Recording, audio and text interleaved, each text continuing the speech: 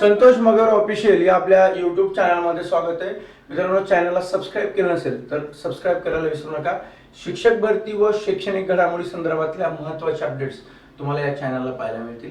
जर तुम्ही हा व्हिडिओ इंस्टा किंवा फेसबुकवरती पाहत असाल तर त्याही ठिकाणी फॉलो करायला विसरू नका, कारण अतिशय महत्त्वाचे व्हिडिओज आपण या चॅनलला सुद्धा पाहतो. मागच्या बुधवारी कॅबिनेटने एक निर्णय घेतलेला होता की ज्या मागासवर्गीय उमेदवाराने म्हणजे आरक्षणाचा लाभ घेतला असेल तर अशा उमेदवारांना खुल्या प्रवर्गातून त्या ठिकाणी जाता येत नव्हतं किंवा खुल्या प्रवर्गातल्या पदासाठी अप्लाय करता येणार नाही, अशा पद्धतीचा निर्णय बुधवारी कॅबिनेटमध्ये घेतला होता. आणि त्या निर्णयानंतर 2-3 दिवसामध्ये शासनाचा जो सामान्य प्रशासनाचा निर्णय होता किंवा GR होता तो येणं अपेक्षित होतं. असं असताना आता एक नवीन बातमी समोर येत आहे आणि या निर्णयाचा फटका किंवा या निर्णयाचा परिणाम हा पुढील शिक्षक भरतीवरती सुद्धा त्या ठिकाणी होणार होता. कारण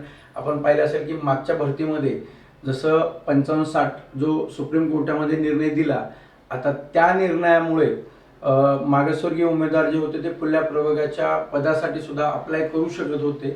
आणि या पदावरती आता पुढील यादी लावत असताना हा कॅबिनेटचा निर्णय त्या ठिकाणी आता तो जर लागला असता तर खुल्या प्रवर्गावरती मागासवर्गीय उमेदवारांना जर त्यांनी आरक्षणाचा लाभ घेतला असेल तर जाता येत नव्हतं किंवा त्या ठिकाणी जाता येणार नव्हतं.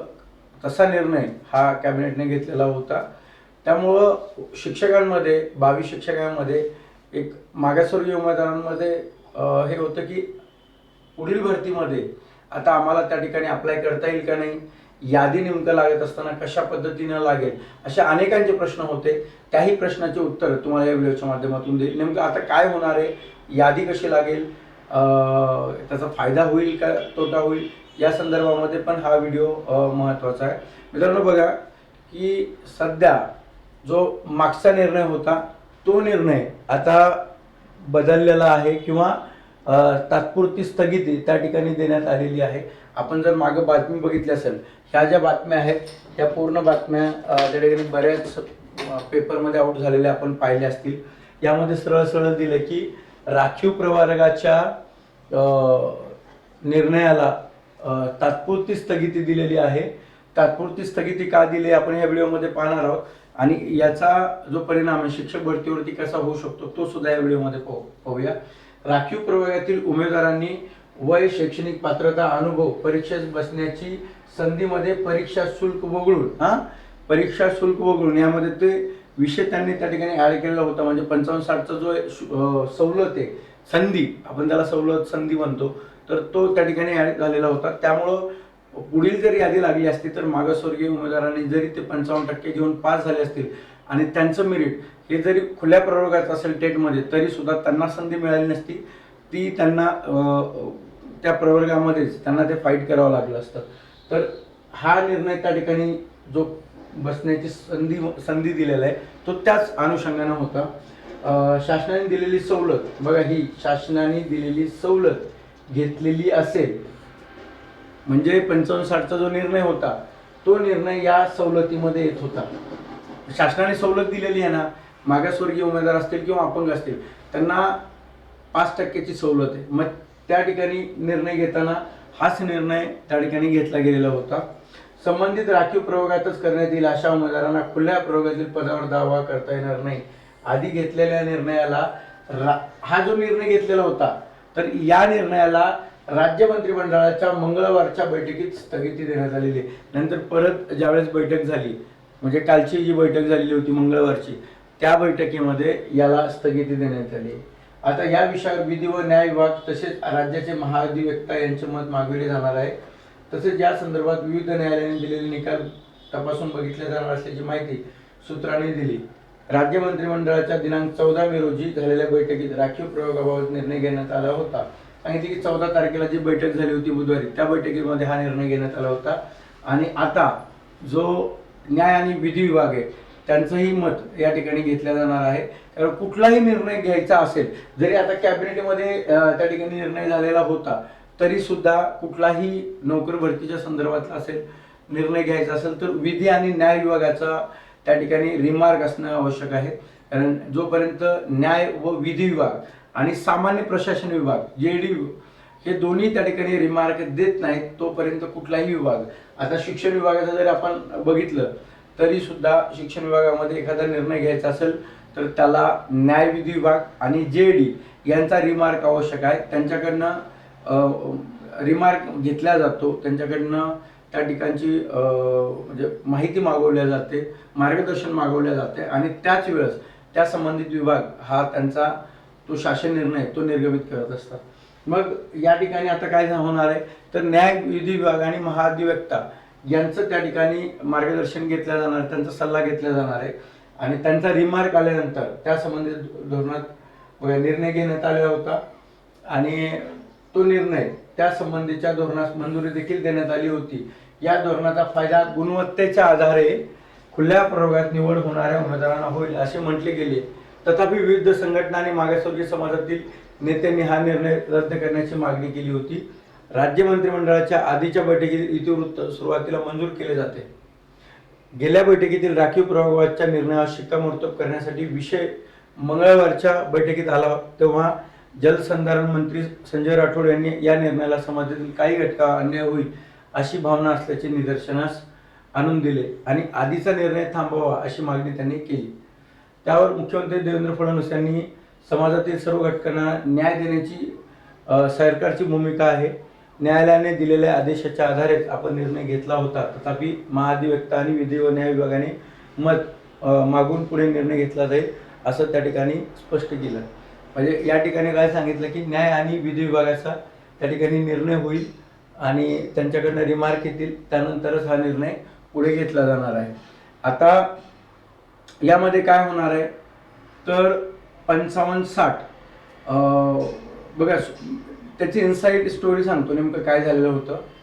त्या दिवशी जो 55-60च्या संदर्भामध्ये हा निर्णय नव्हता म्हणजे त्या संदर्भातला पर्टिक्युलर त्याच्यामध्ये उल्लेख नव्हता, परंतु हा निर्णय त्या संदर्भामध्ये घेतला गेलेला होता. कॅबिनेटमध्ये जे प्रस्ताव आहे तो 55-60च्या संदर्भातलाच प्रस्ताव त्या ठिकाणी गेलेला होता. त्यामध्ये सुप्रीम कोर्टाने जो निर्णय घेतलेला होता त्या सुप्रीम कोर्टाच्या निर्णयाची ऑर्डर आणि प्रस्ताव हे त्या ठिकाणी मंत्रिमंडळाच्या समोर होतं. खरं तर हा निर्णय फक्त सुप्रीम कोर्टाने जो 55-60च्या संदर्भात निर्णय दिलेला होता त्याला अनुषंगानेच घेणार होते आणि त्याला अनुषंगाने तो निर्णय घेतला गेलेला होता. यामध्ये काय झालं की मंत्रालयातल्या काही म्हणजे गृह मंत्रालयामधले एक अधिकारी आहेत, त्यांचं नाव या ठिकाणी सांगता येणार नाही किंवा ते कुठले अधिकारी आहेत त्याबद्दलची माहिती देता येणार नाही. तर गृह मंत्रालयाचे एक अधिकारी आहेत, त्यांनी ती फाईल त्यांच्याकडे ठेवून घेतली होती. काही अधिकाऱ्यांनी त्यांना सांगितलं की जर हा निर्णय खुल्या प्रवर्गाचा निर्णय जर घ्यायचा असेल तो सरळ जर CM कडे गेला ना तर ते मंजूर करणार नाही. त्यामुळं त्या ठिकाणी DCM कडे एक त्या ठिकाणी सरकारमधलेच एक पॉवरफुल मंत्री आहेत DCM, त्यांच्या माध्यमातून जर गेला आणि त्यांनी जर लावून धरला तर तो त्या ठिकाणी निर्णय होऊ शकतो असं त्या अधिकाऱ्यांनी सांगितलं. खरं तर गृह मंत्रालयाच्या त्या अधिकाऱ्याकडे ही फाईल जायलाही पाहिजे नव्हती, परंतु त्यांनी ठेवून घेतली अशी सूत्राकडनं मला मिळालेली माहिती आहे. त्यामुळं ही माहिती ही खरी आहे का खोटी आहे याबद्दल मी दावा करणार नाही, पण जी मला माहिती कळाली सूत्राकडनं ती मी तुम्हाला सांगतो की ही ठेवून घेतली होती आणि त्यांना सांगितलं होतं की तुम्ही ही फाईल त्या ठिकाणी पुटअप करा किंवा तुम्ही ती लावून धरा आणि ती त्या मंत्र्याने लावून धरल्यामुळं त्या ठिकाणचा निर्णय झालेला होता. परंतु नंतर त्याला काही मंत्र्यांनी म्हणजे छगन भुजबळ असतील, संजय राठोड असतील, विविध संघटना असतील, त्यांनी विरोध केल्यामुळं मुख्यमंत्र्यांनी त्या निर्णयाला तुर्तास मागच्या जी आत्ता मंगळवारी जी कॅबिनेट झाली त्याला स्थगिती दिलेली आहे. आता यामध्ये काय होणार आहे की महाधिवक्ता आणि जो न्याय आणि विधी विभाग यांचं मार्गदर्शन घेतल्यानंतर तो जो निर्णय येईल त्या निर्णयावरती शिक्षक भरतीमध्ये काय निर्णय घेतला जाईल हे त्यावेळेस कळेल. आता कळणार नाही किंवा आता सांगता येणार नाही. आता याच्यामध्ये जर समजा निर्णय जर घेतला आणि हा निर्णय जर शिक्षक भरतीची आपले प्रेफरन्स देण्याची किंवा त्या ठिकाणी जागा आल्या आणि प्रेफरन्स देण्याची सुविधा जर सुरू झाली आणि तोपर्यंत हा जर निर्णय झाला नाही तर 55-60चा जो निर्णय आहे तो निर्णय जो सुप्रीम कोर्टाने निर्णय दिलेला आहे त्या सुप्रीम कोर्टाच्या निर्णयानुसारच त्या ठिकाणी याद्या लागल्या जातील। सुप्रीम कोर्टाने जो निर्णय दिला ना त्या पद्धतीने याद्या लागल्या जातील, त्यामध्ये काही बदल होणार नाही। पण हा निर्णय जर पुढच्या 5-7 दिवसामध्ये जर आला तर शासन काय करेल की तो जो निर्णय शासन जो निर्णय म्हणजे घेणार आहे त्या निर्णयानुसार जो निर्णय असेल तो निर्णय त्या निर्णयानुसार जर परत खुल्या प्रवर्गाचा तसाच सेम निर्णय घेतला गेला तर त्या निर्णयानुसार त्या ठिकाणी परत याद्या लागतील। म्हणजे याद्या कशा लागतील तर शासन त्यावेळेस जो निर्णय घेईल पुढच्या 7-8 दिवसात निर्णय झाला तर त्या निर्णयानुसार याद्या लागतील। जर नाही झाला त्याला वेळ लागला तर सुप्रीम कोर्टाने जे निर्णय दिला त्या निर्णयानुसार या ठिकाणी 55-60च्या त्या याद्या लागतील। आता 55-60 संदर्भामध्ये त्या ठिकाणी दोन प्रस्ताव दाखल झालेले आहेत बघा। पहिला प्रस्ताव जो आहे ना यादी रिवाइज करणे हा दाखल आहे आणि दुसरा आहे की जे मेरिट मध्ये होते परंतु त्यांना न्याय मिळाला नाही त्यांना न्याय देणे आणि यादी रिवाइज करणे या दोन्ही निर्णयावरती त्या ठिकाणी चर्चा सुरू आहे। खरं तर दुसऱ्या निर्णयावरती थोडी जास्त चर्चा सुरू आहे। यादी रिवाइजच्या संदर्भामध्ये मुख्य जे सचिव आहेत त्या मुख्य सचिवांचं म्हणणं आहे की सुप्रीम कोर्टाने जो निर्णय दिला त्या निर्णयानुसार आपण ते निर्णय घ्यायला हवा, म्हणजे यादी रिवाइज त्या ठिकाणी व्हायला पाहिजे। परंतु यामध्ये आता बाकीचे अधिकारी काय म्हणतात किंवा त्यावरती काय पुढे फाईल परत पुटअप होते ते महत्त्वाचे। फाईल पुटअप झालेली दोन प्रस्ताव गेलेले आहेत। आता काही बरेच जण असं होतं की प्रस्ताव गेले फक्त ते राखून ठेवलेले याची माहिती बाहेर येत नाहीये। प्रस्तावावरती ज्यावेळेस निर्णय होईल ना तो निर्णय डायरेक्टली कळवलेला आहे तो डायरेक्टली बाहेर येईल, पण तोपर्यंत त्यामध्ये एक गोपनीयता असेल गुप्तता असेल ती पाळल्या गेलेली आहे अशी माहिती सूत्रांकडून मला कळते। त्यामुळं याबाबतची अधिक माहिती ज्यावेळेस मला सुट्टी असेल त्यावेळेस मी जाऊन पुढील काय असेल ते बघेल, परंतु मला जी माहिती कळाली त्या माहितीनुसार मी तुम्हाला हे सांगतोय। मित्रांनो की सध्या जे हा निर्णय जरी स्थगित झालेला असला तरी आता पुढील न्याय विधी विभाग आणि महाधिवक्ता यावर काय निर्णय घेते यावरती पुढील निर्णय आपल्याला तो कळणार आहे। याबाबतच्या अधिक माहिती किंवा जे नवीन अपडेट आले तर मी तुम्हाला व्हिडिओच्या माध्यमातून देईल। पण जर तुम्ही या चॅनलवरती नवीन असाल तर चॅनलला सबस्क्राईब करायला विसरू नका आणि तुमचं जर काही म्हणणं असेल तर कमेंट बॉक्समध्ये तुम्ही सांगा। त्यावरती तुम्हाला मला वाटलं की याच्यावर रिप्लाय द्यायची गरज आहे तर मी नक्कीच त्यावरती रिप्लाय देईल आणि भेटूया आपण नवीन व्हिडिओच्या माध्यमातून। तोपर्यंत सर्वांना धन्यवाद। आपण असंच चॅनलला जे सपोर्ट करताय ते सपोर्ट राहू द्या।